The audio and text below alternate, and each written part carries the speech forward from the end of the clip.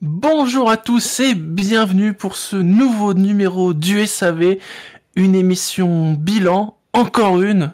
Normalement, vous devriez être pas très loin de la fin, hein, au moment où on parle, au moment où vous nous écoutez. Pour m'accompagner ce soir, je suis Shinji, mais j'ai le plaisir de recevoir Buchor. Bonsoir Buchor. Bonjour. Yannick Doc. Bonjour Yannick Doc. Salut. Et Gus Gus. Bon après-midi Gus Gus. Joyeux Noël. Et nouvel an, bonne ascension, joyeux 14 juillet. Quel jour on est aujourd'hui chez nous? On Le 2 est janvier. le 1er mai. Ah. C'est donc normal toutes ces manifestations en ce moment. Voilà. C'est magnifique parce que je crois que c'est ma dernière émission, mais en fait non. Enfin c'est... vous comprendrez quand vous écouterez les émissions. À vous de remettre tout ça dans l'ordre. Non, mais si on est le 6 janvier, bon anniversaire à Lewis Hamilton. Et si on l'est pas, bah, ça va pas tarder. Ou c'était peut-être hier, je sais pas. Alors c'est bien parce que tu cites Hamilton, mais nous ne parlerons pas de Mercedes aujourd'hui. Nous Pourquoi parlerons pas du... Ah si, peut-être qu'on parlera un peu de Mercedes. Mais le sujet de notre émission, c'est Red Bull, les top teams, une des top teams. Et Red Bull a eu une très belle note, donc 3e au niveau des notes qui ont été attribuées par les chroniqueurs pour noter cette saison, avec un joli 14,07. Au niveau du classement du SAV, eh bien Red Bull est aussi 2e avec 86 points. Verstappen a fini 2e du classement du SAV avec 66 points. Donc les 3/4 des points quand même.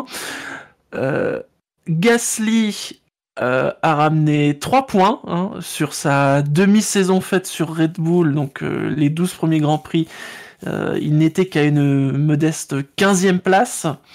Et Albon, donc sur le reste de la saison, a apporté 17 points. Il est le 6e meilleur scoreur sur la fin de saison. Au classement FIA, Red Bull est 3e, 417 points. Verstappen a fini 3e avec 278 points. Gasly a marqué 63 points pour Red Bull. Et Albon a marqué 76 points pour Red Bull.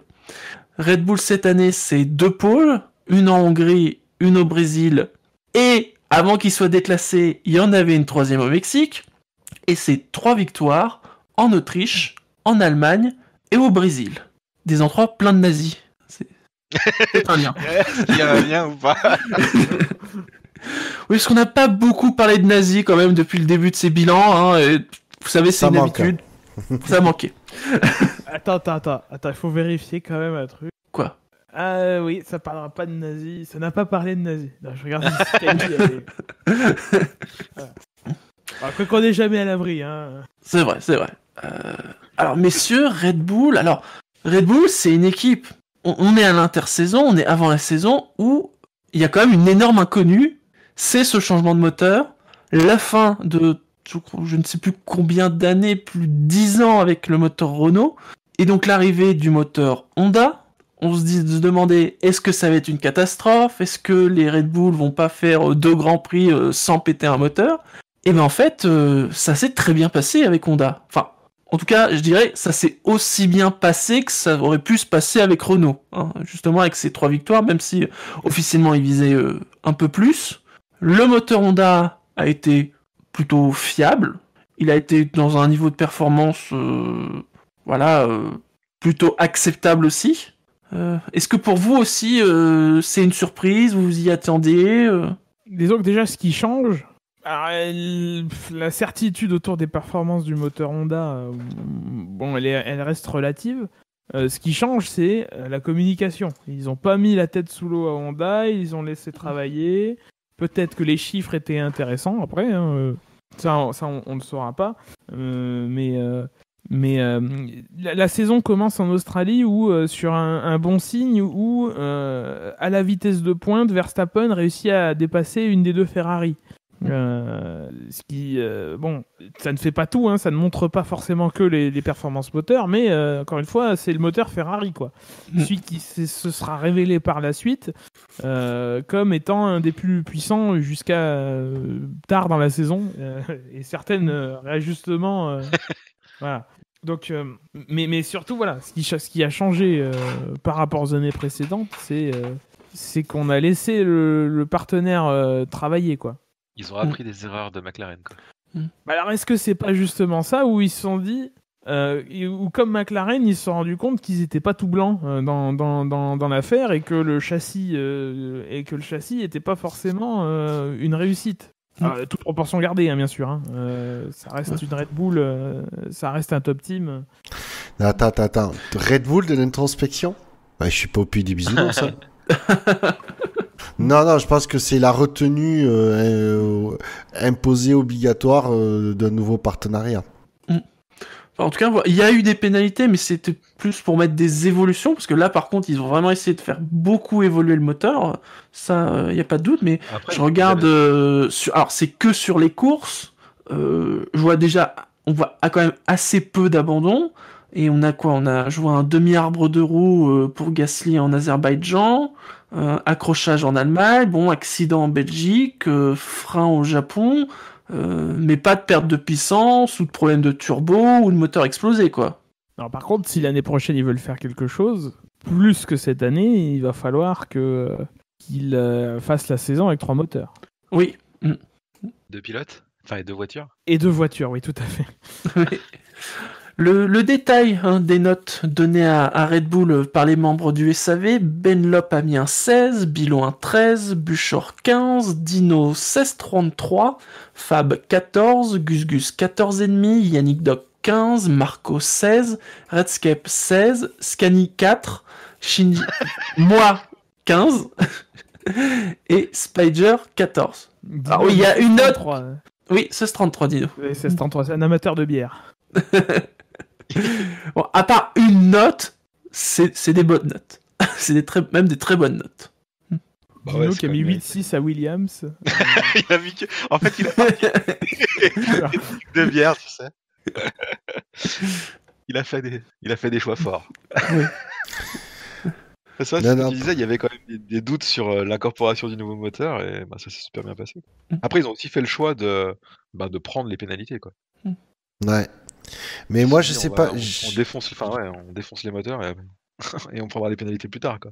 Moi, j'ai senti quand même vraiment Red Bull se retenir dans la communication sur le moteur. À des moments. Pas toute la saison, mais à certains moments, on sentait que ça les démangeait de faire quelques petites piques.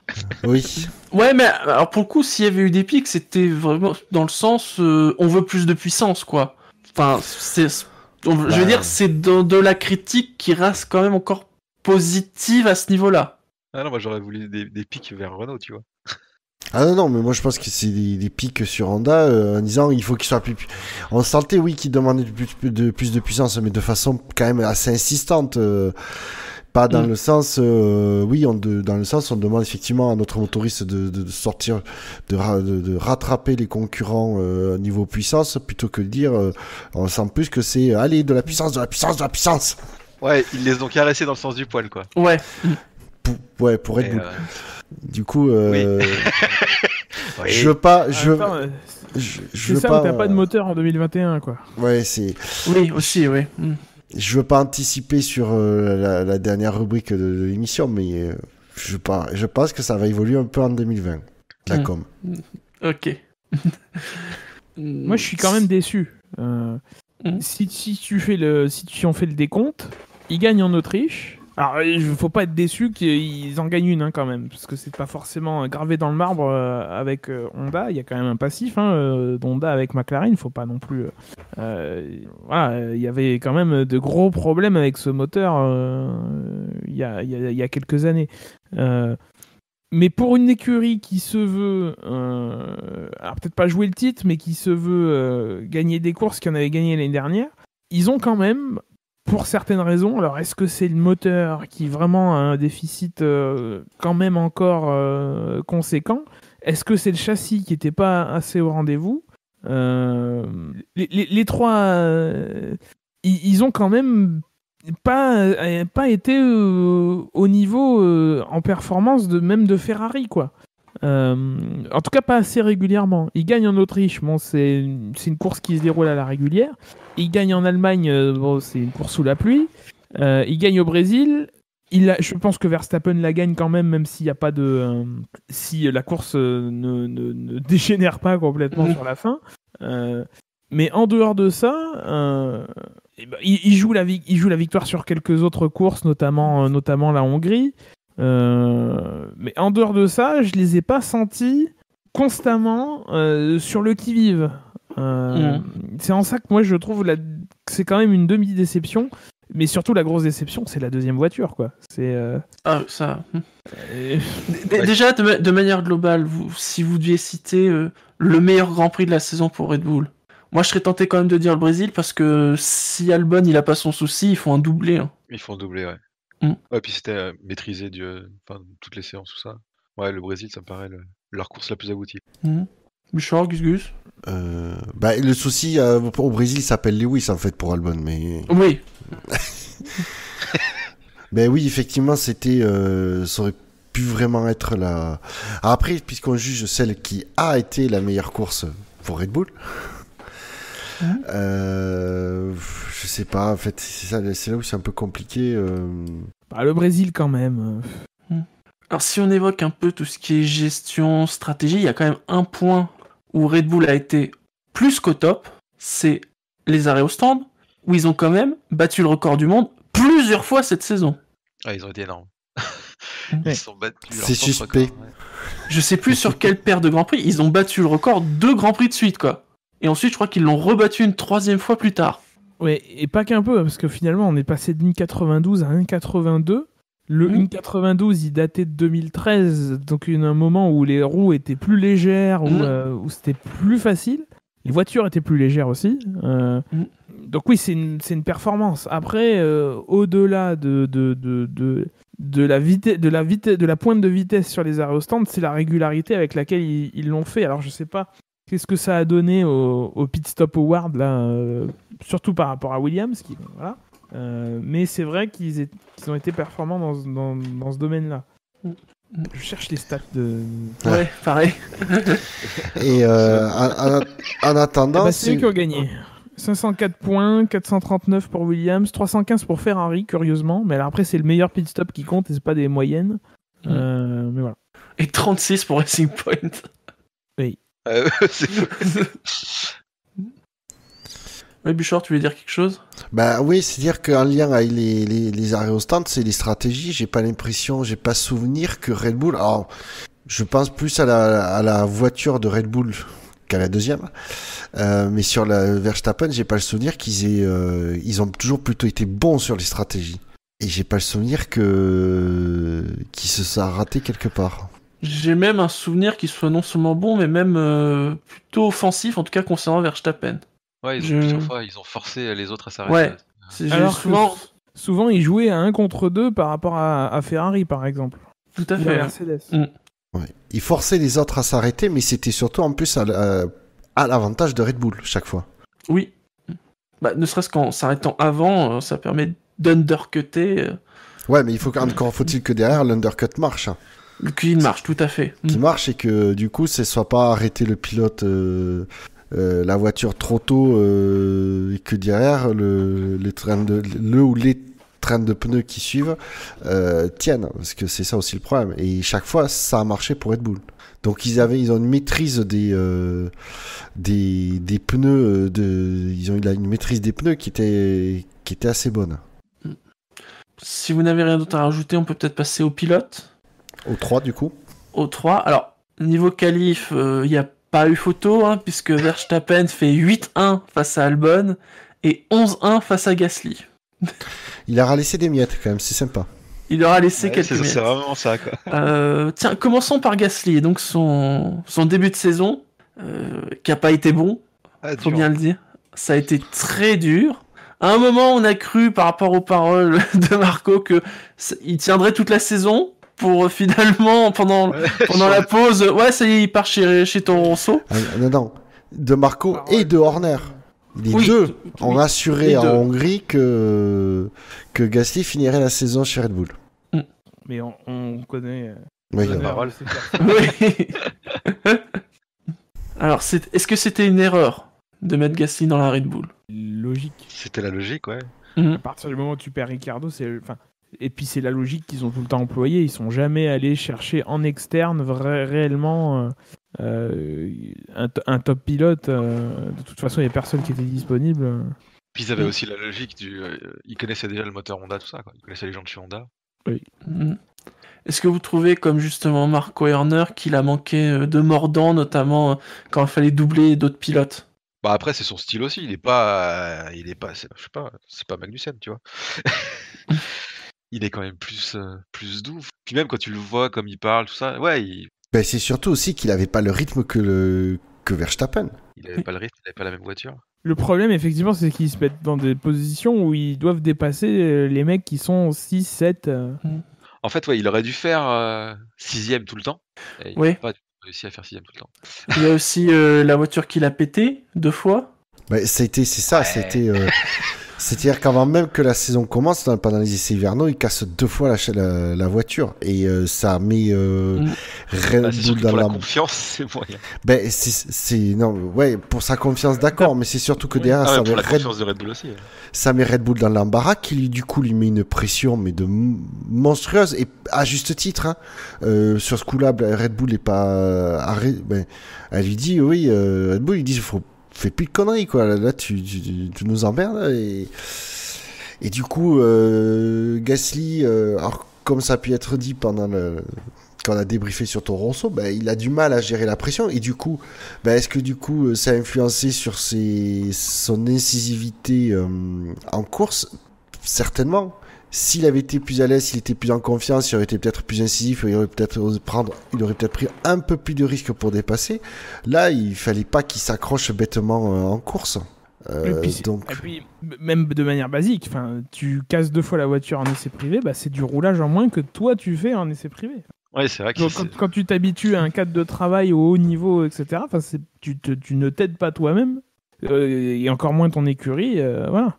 C'est sûr. Mais le premier touché, c'est lui, quoi. Parce qu'il y a de moins en moins d'essais privés. L'année prochaine sera encore pire.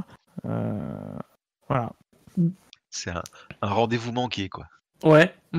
Et donc, la mi-saison arrive, échange de baquet. Et donc, c'est Albon qui est dans la Red Bull pour le reste de la saison. Et la question, c'est est-ce que finalement, c'était mieux? Il a toujours fait top 6. à peu près. Oui et non. Oui, parce que il a réussi il engrange des points. Effectivement, en dehors du Brésil, et encore, c'est pas sa faute, il fait effectivement tout le temps top 6. Il fait la place qu'il fallait faire pour la deuxième. Le minimum qu'il faut faire pour la deuxième. Red Bull, il est le plus souvent 5 ou 6, il est même 4ème au Japon. Avec le désavantage de découvrir l'écurie en milieu de saison. Enfin, de découvrir la voiture, parce que l'écurie, quand t'es... Quoique Albon, il avait jamais dû rouler, parce que c'est pas quelqu'un de la filière au départ, non. Albon, effectivement. Donc oui, il a découvert l'écurie en plein milieu. Mais en même temps, ça restait relativement poussif, quoi. Et en fait, il a l'avantage par rapport à Gasly d'avoir converti en résultat de manière quasi systématique. Oui. Mais le niveau de performance n'était pas meilleur. Oui. Non, l'écart avec Verstappen, c'est le même que ce qu'il y avait avec Gasly, que Gasly avait avec Verstappen. Toujours très très loin des performances de Max. Mais comme tu disais, d'un point de vue comptable, effectivement, les courses chez Red Bull d'Albon sont bien meilleures que celles de Gasly. Si tu regardes juste les stats, c'est ça. 76 points, il marque Albon chez Red Bull. Oui, c'est ça. Donc il marque plus de points sur moins de Grands Prix. Oui. Ouais, Après, c'est vrai quand même que pour Albon, il y a quand même un côté météorique si on prend tout le chemin sur l'année. Le gars avait pas de baquet, il devait rouler en Formule E, et 1 an plus tard, il reçoit un trophée dégueulasse d'ailleurs, au gala de la FIA, pour être rookie de l'année en F1, quoi. T'es fétichiste des trophées. Des trophées. Des trophées Finji. T'es encore dans les Ferrero Rocher des fêtes, toi. Oui, bien sûr. Ah ouais. Il a eu une belle année 2019. T'es obligé d'en acheter maintenant. On va peut-être parler de l'autre pilote Red Bull, celui qui est resté toute l'année et qui devrait rester comme... Ah, quoique, on se pose des questions. Mais voilà, le pilote Red Bull, Max Verstappen.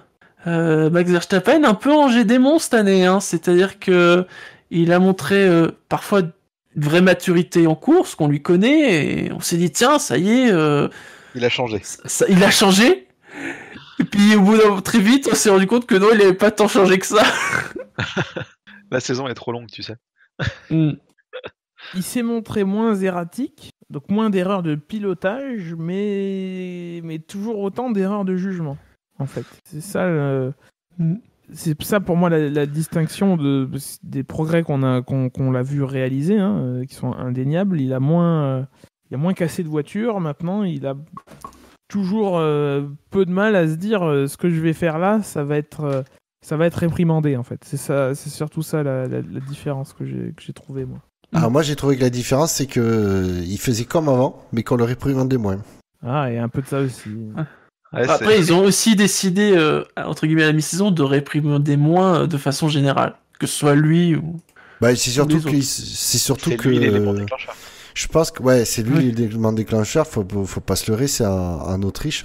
Je pense que derrière, c'est en laissant passer ce qu'il a fait en Autriche, il y a aucun commissaire derrière qui pouvait faire sanctionner des manœuvres équivalentes. Sinon, ça aurait été un tollé monstrueux chez les pilotes. Donc, et je le répète, je suis persuadé que les commissaires en Autriche se sont chiés dessus par la présence des milliers de fans néerlandais. Ouais, puis Red Bull chez eux, tout ça. Quoi. Ça va être la joie à Zandvoort. Putain. Ah mais faut pas qu'il y ait que Verstappen soit impliqué dans un litige, honnêtement. Non. Sinon, il peut faire venir l'armée pour protéger les... Non, mais... Ouais, après, il y a un virage incliné à 18 degrés, ils peuvent se réfugier en haut. Est-ce qu'on peut dire que c'est la saison la plus aboutie quand même pour Verstappen? Ouais. Mais après, oui. Il a toujours... Mais après, quand tu vois par exemple le Grand Prix de Belgique où il s'accroche avec Raikkonen comme une merde, tu dis ah là il est revenu en arrière quoi. Ouais bon c'est un départ. Enfin ça arrive. Ouais d'accord. Mais je pensais pas que tu vois enfin vu le début de saison, enfin tout ce qu'il avait fait avant, je pensais pas qu'il referait un truc comme ça. Qu'est-ce qu'on dira de Vettel? Oui bon. C'est dans quel ordre déjà? Attendez, c'était il y a 2 jours. Qu'est-ce qu'on a dit? Qu'a-t-on dit de Vettel? C'est vrai que... Parce que c'est son meilleur classement en championnat du monde. C'est la saison où il gagne le plus. Ouais, je pense victoires. que l'année dernière, il en a gagné 3 aussi. Hein. Non, 2. Autriche et Mexique. En 2017 alors peut-être. Pareil, 2. Malaisie aussi. et Mexique. Oh là là, mais est-ce que je vais avoir raison à un moment ou à un autre ou... Vas-y, tente 2016. Non, 2016 1, puis 2, 3, donc peut-être 4 l'année prochaine. 2 pôles, c'est première pôle. Oui. 2 pôles, 3 presque quoi. En fait. Presque 3. En même temps, la disqualification n'était pas imméritée. C'est vrai. Et je vois même 3 meilleurs tours, ce qui est... Ouais, j'aurais pensé sont mieux.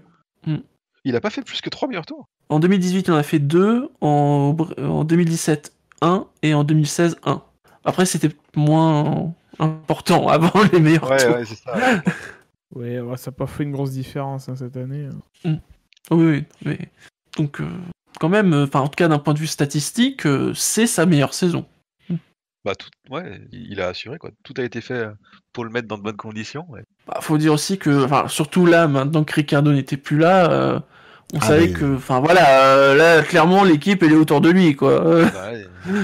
Oui, c'est-à-dire que même Red Bull sont surpris d'avoir un deuxième pilote. C'est-à-dire qu'ils sont arrivés aux essais hivernaux, ils ont relu le règlement, ils disent ah mince, il faut 2 voitures. Merde. Bon. Pierre, ils l'ont changé en cours de saison, c'est bien qu'ils s'en préoccupent quand même. Certes. D'autres choses à rajouter sur Verstappen? Ben, en fait, sur ses pôles annulés. Mais c'est ça qui me rassure en fait, c'est quand on regarde la saison de Verstappen, donc je faisais partie de ceux qui disaient sur la première moitié, Verstappen a gagné en maturité, etc. La deuxième partie de la saison nous a fait mentir, clairement. Jusqu'à l'Autriche. C'est pas un peu l'Autriche le point pivot, le moment où il se frotte légèrement sur la Ferrari de Leclerc. Ben en fait, il fait ça, c'est-à-dire qu'il a fait ce que Rosberg a tenté, je sais plus à quelle année, avec Lewis, sauf que Verstappen l'a fait de façon bien mieux, puisque lui, il est arrivé à exactement ce qu'il voulait faire, avec plus de réussite. Avec beaucoup plus de réussite. Ça touche entre roues et pas avec des ailerons, donc. Oui, avec beaucoup plus de réussite. Derrière, il n'est pas pénalisé, etc. Mais c'est surtout que là où on a eu quand même du grand Verstappen digne de son père, c'est quand même l'épisode des qualifications au Mexique, notamment la conférence de presse. Après les qualifs. C'est vrai que là c'est le grand moment quoi. C'est du grand Verstappen et quelque part ça me rassure que Verstappen reste Verstappen. Et d'ailleurs il y a 2 semaines de ça, il y a un article en disant que voilà, il était probablement trop franc et direct quand il répondait aux médias. Vous savez, quand il dit que Jacques Villeneuve a tué des gens, des choses comme ça. Ouais, je me souviens plus, ça commence à dater. Oui. Ouais, après voilà, il est comme ça, on le changera pas. Mais en fait, est-ce qu'on a vraiment envie de le changer ? C'est un peu le truc qui t'irrite un peu, qui te fait te gratter le bras, mais est-ce que tu pourrais t'en passer ? Le gars que tu aimes détester, quoi. Voilà. Non mais j'ai même envie de dire, le scénario qui s'écrit pour les prochaines années est parfait. On a le gentil, le monégasque, le petit prince de la F1, hein ? Et puis on va avoir le bad guy. Hein, on va devenir du catch alors en fait celui qu'on aime détester, qu'on dit putain il nous énerve mais putain le talent qu'il a quoi. C'est presque parfait hein. Je pense que les moustaches de Chase Carey elles frisent rien qu'en pensant à ça tu vois. On va avoir de belles saisons de Drive to Survive. La transition. Oui c'est vrai, à moins que vous ayez quelque chose à rajouter. Non. Non. Dans ce cas-là, notre sondage habituel, quel titre pour un épisode dédié à Red Bull dans Drive to Survive 2 ? Voilà, je pense qu'il y aura bien un épisode dédié à Red Bull, oui. Je pense. Quand même. L'épisode dédié à Mercedes va être rigolo. Oui. La course qu'il fallait. On en parlera prochainement. Pour le coup, c'est vrai. Messieurs, des propositions ? Bon, moi, je vais faire tout simple. Let them race. Ok. Moi, je vais dire lune de miel japonaise. Gus, pourquoi je te demande ? Je suis sûr que tu t'en as pas. Richard ? Alors, j'avoue que j'hésite, hein, parce que j'ai 2 titres de films qui pourraient coller à un titre d'épisode de... Et j'avoue que... Mais je pense que c'est celui que je viens de trouver. Tu viens de me faire penser, mais il y a quelques secondes, Shinji, ça va être... Comme on a eu 3 pilotes, ça va être le bon, la brute et le truand. Et je vous laisse choisir qui est qui.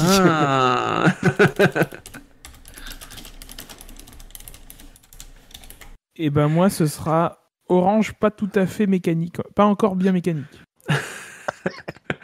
Orange avec un J. Bah oui. Ah oui, sinon, si vous voulez, l'autre titre de film auquel j'avais pensé, c'était l'aile ou la cuisse.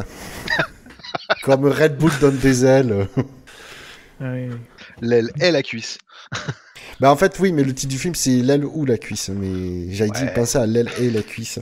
Mais je préfère du coup le bon, la brute et le truand. Alors, messieurs, Red Bull en 2020. Actuellement, Pareil. c'est 3ème. Pareil ? Ouais, pareil. Non, 2. Moi, je les mets 2. Ah, C'est vrai ? Est-ce que c'est un peu tifosi. de Et vous le savez déjà puisque vous avez écouté l'émission sur Ferrari. Bah non, moi, c'est bien connu que j'écoute pas les émissions de l'ISAV, moi. Non mais moi je vais pas répéter, enfin je vais répéter vite fait. Moi j'ai un peu peur que Red Bull cette année arrive à mettre enfin 2 voitures sur la piste. Déjà que cette année avec une voiture et demie, ils se sont quand même rapprochés assez près de Ferrari. Ils sont meilleurs en termes d'exploitation. Honda va peut-être progresser alors que Ferrari, niveau moteur, sur la fin de saison, c'était pas ça. Moi, je suis pas confiant. Bouchard, mais ils vont rester troisième. Est-ce que ce sera plus proche de Ferrari ou... Non. Il y a un point que soulève Gus auquel j'avais pas pensé. Effectivement, les niveaux stratégie, si Ferrari continue à se prendre les pieds dans le tapis, ils vont se faire passer par de Red Bull. Effectivement, qui avec 2 voitures, du coup, Red Bull aura plus d'options stratégiques. Et, du coup, parce que jouer une voiture contre 2, c'est très compliqué. Quand tu joues 2 contre 2, c'est plus facile. Donc, et puis avec la continuité du règlement, il y a, je les vois bien. Continuité des pneus. Continuité des pneus, qui a leur avantage. Donc, je suis l'avis de Gus, Red Bull 2. Qui a leur avantage, mais comme je l'ai dit l'autre jour, qui donne à Ferrari plus de marge de progression. Yannick, c'est compliqué. Moi, je laisse troisième. Ouais, je pense qu'ils vont se rapprocher de Ferrari, tout ça. Il y aura peut-être plus de bagarres. Après, c'est ce que vous dites, quoi. On ne sait pas s'ils auront c'est vrai que s'ils ont les 2 voitures qui sont vraiment performantes, ils pourraient passer devant Ferrari. Je sais pas. J'ai quand même du mal à imaginer Ferrari ailleurs que 2. Et toi, Shinji ? Et alors, à titre... Ah oui. Je crois que j'avais dit... jette-toi. Non, je crois que j'avais dit que ça serait très serré. Je voyais une bagarre très serrée. Je me souviens plus ce que j'ai dit dans la dernière émission sur Ferrari. Ouais, c'était il y a 2 jours. Ouais. Presque. Je suis troublé, j'ai des trous de mémoire. Spatio-temporellement, c'est bizarre, ces émissions. Ça nous brille le cerveau. À titre individuel, on a Albon qui a fini 8ème du classement. Vous le voyez 6ème l'an prochain. Solide 6ème dans la Red Bull. Pourquoi pas 5 Il peut être devant Vettel ou Leclerc. Je le vois pas devant Verstappen, honnêtement. Vettel, on l'a bien taillé hier. Il y a 2 jours. Il est tard. Et alors justement, Verstappen, qui est 3ème, est-ce qu'il pourrait être 2ème ? Voire peut-être jouer le titre ? Ça dépend, ce sera quelle version de Verstappen contre le Bottas version 2.77 ? Bonne question. En fait, il y a énormément de paramètres qui jouent. Si ça dépend de Bottas, ça dépend des Ferrari. Ça serait pour la beauté du championnat, ce serait cool qu'ils puissent se battre pour la première place, quoi. Mais bon, ça, franchement, j'y crois pas. Et après, qu'ils finissent 2ème ou 3ème. Quand même, dans cette ère de domination de Mercedes, je suis d'accord. Se mettre 2ème, ça serait pas mal du tout, quand même. Ce serait énorme. Si c'est 2ème à 200 points, bon. Oui, on est d'accord. Tandis que 2ème à 153 points, tout de suite, c'est plus respectable. Oui, c'est toujours plus respectable. C'est rigolo, oui. Et alors, on est d'accord, au Grand Prix des Pays-Bas, il va marcher sur l'eau. Ah bah, ça écrit, hein. C'est pas loin, déjà. Oui, déjà, oui. Enfin, en même temps, techniquement, ils doivent même être sous l'eau, enfin, au-dessous du niveau de la mer. Oui. Alors, je vais être méchant. Mais rien que pour faire chier cette marée néerlandaise, j'aimerais qu'ils fassent de la merde. T'as envie d'un beau vieil abonnement de merde au bout de 2 tours. Ou au premier virage, tu sais, c'est lui qui fait une grosse connerie au premier virage, il s'accroche, il roule, le fameux banking. Paf, voilà, paf, sans casse, bien sûr, pour lui, je peux pas se blesser, mais voilà, juste devant son public, paf, tellement de pression, merde. On aime vraiment le détester, quand même. Mais le pire, c'est que c'est pas... Des Pays-Bas. Le quoi ? Les nations, les rivales des Pays-Bas, quel pays ils aimeraient pas bien, tu vois, un de leurs ressortissants, un représentant de Pays-Bas qui gagne. Les Pays-Bas, je sais pas, un peu les Belges peut-être, non ? L'Allemagne ? Je sais pas, les Belges, les Allemands. Une victoire de Vettel. Paf. Victoire de Vettel. Je sais pas. Vous cherchez sur Google. Qui sait que les Pays-Bas ils aiment pas ? Attends. Au foot, ils aiment pas les Espagnols, je pense. Ouais.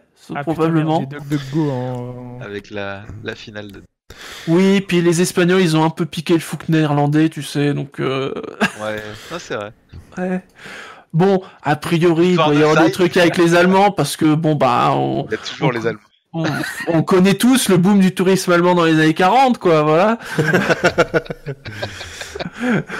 Ah, mais dans les années 40, les Allemands, ils étaient partout en Europe. Hein.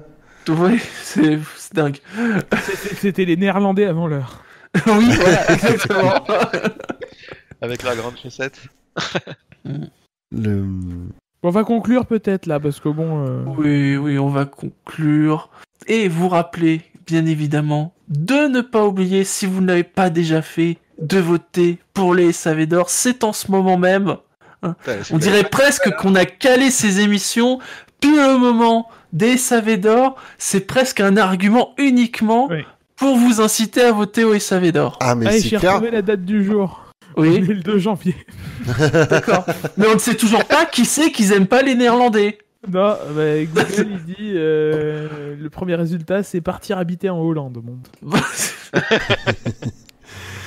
Mais le problème est résolu sur l'internet.com, donc écoute. Oui. Ouais. Donc oui, pensez à voter pour les SAV d'or. Il vous reste plus que quelques jours là. Donc. Combien on ne sait pas, mais.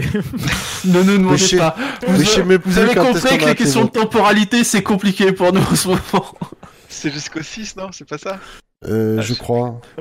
Moi je ne veux pas m'avancer. On a bien voulu se mettre dans la merde en faisant un tirage au sort, puis enregistrer les. Enfin, il faut. Allez, trahissons le secret. Ça se voit pas. Ça se voit pas. Je n'ai fait aucune référence sur les 7 émissions que j'ai faites. Ça aurait pu être pire, toi. Moi, j'avais proposé qu'on tire au sort les équipes juste avant d'enregistrer les émissions. Ça aurait été drôle. Ça aurait été drôle. Ça aurait été drôle, mais il n'y a pas de fun dans cette équipe. Garde pour l'année prochaine, va. Ouais. Allez. Bonne journée, bonne soirée, bon après-midi, quelle que soit l'heure où vous nous écoutez. Tu voulais dire quelque chose, Gus? Joyeuse Pâques. Ah, putain, ouais. Il m'a piqué, quoi. Et bon anniversaire. Salut. Ciao. Salut. Salut.